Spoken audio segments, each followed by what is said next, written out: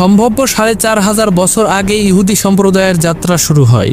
হযরত ইসহাক আলাইহিসসালামের পুত্র হযরত ইয়াকুব আলাইহিসসালামের বংশধররাই বনি ইসরাইল নামে পরিচিত। বনি ইসরাইল হচ্ছে আল্লাহর বিশেষ অনুগ্রহপ্রাপ্ত ইব্রাহিম আলাইহিসসালামের বংশধরদের একটি শাখা।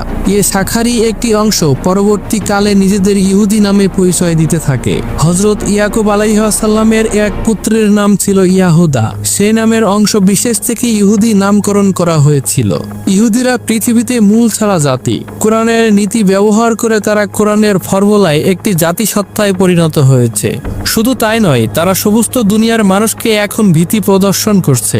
বলা দরকার, কোরআনের নীতি যেই ব্যবহার করুক সেই উপকৃত হবে। এর জন্য ঈমান আনা জরুরি নয়। ইহুদিরা এই নীতিটিকে কাজে লাগিয়ে রাষ্ট্র, নেতৃত্ব ও জগৎভীতি সৃষ্টি করেছে। সূরা কাসাস 5 ও 6 নম্বর আয়াত ও সূরা আরাফের 137 নম্বর